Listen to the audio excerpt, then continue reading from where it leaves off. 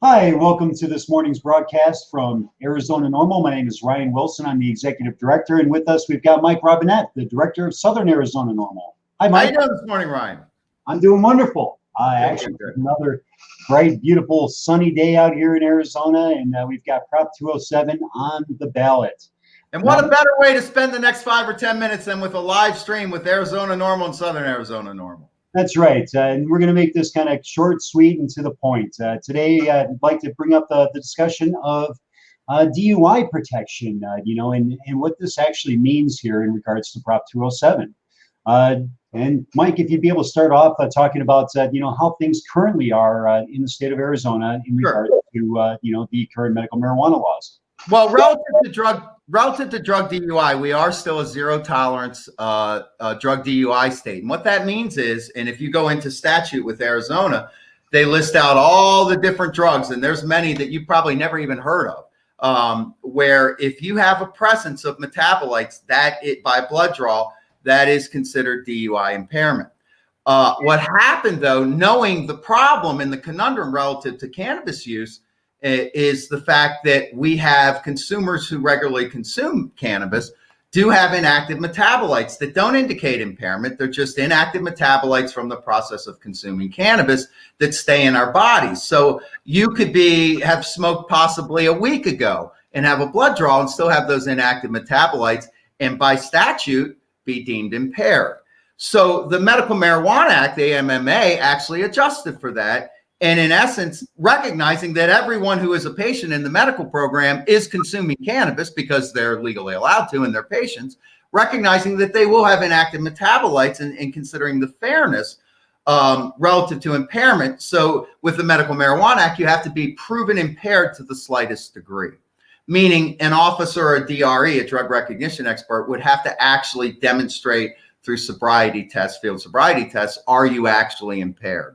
And that's all Prop 207 does. In essence, that is the language. It's language that rivals the Medical Marijuana Act. And I'll read it to you. This is straight out of Prop 207.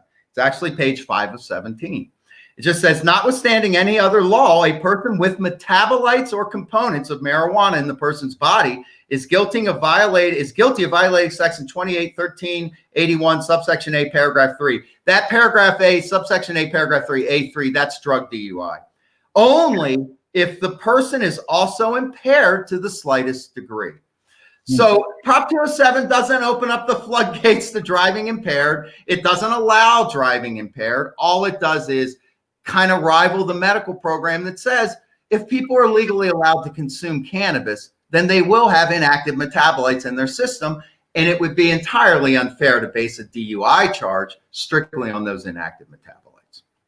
And to clarify, that's what Prop 207 actually provides. When you're looking at, the current state of affairs here, if you don't have a medical card, guess what? There's no excuse whatsoever. But with a medical card, my understanding is that, if you've got a medical card right now, that, you can have active metabolites in your system. Or is that not true, Mike?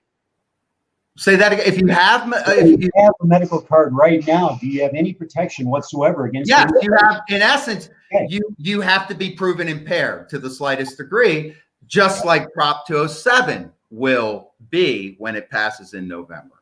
But if you don't have that card and if you don't have that card, we're as a zero tolerance drug DUI state, a blood draw and the presence of metabolites can prove you impaired. So you could have, smoked or imbibed, whatever you want to call it, about a week and a half, 2 weeks ago, come back positive. If you get stopped, and you could get charged with a drug DUI right now. Zero tolerance. Yep. Zero tolerance. Great. So what you're saying is that Prop 207, all it does is it makes the standard the same for alcohol as it does for marijuana, and that's impaired to the slightest degree. That's exactly correct. And because right now some states do have nanomilligram or whatever test per with blood draws, but we don't have that yet. There is a provision in the Smart and Safe or in the Prop 207 in the proposition at the end that allows us to revisit that if there is such an adoption by the National Highway Traffic Safety Administration relative to a certain cut level of THC and impairment. But we're not there yet. So what this does is gives us a way to at least allow people in a legal world to not be unfairly convicted of a DUI. Not that we support impaired driving at all. We are totally anti-impairment on the road, but we also have to recognize the fairness relative to inactive metabolites.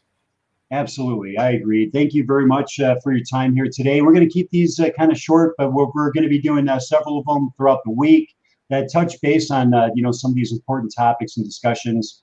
Let's provide some clarity here so people can make an informed decision. When it comes down to what they're going to be voting for. We're going to be voting yes for Prop 207. Mike, are you voting yes for Prop 207? Are you kidding me? Of course I'll be voting yes on Prop 207, and I encourage all of you to do the same. Awesome. Well, thank you very much for your time, Mike, this morning. Thank you, Ryan. Your day. Everyone out there watching, you have a great, wonderful rest of your day as well. Thank you.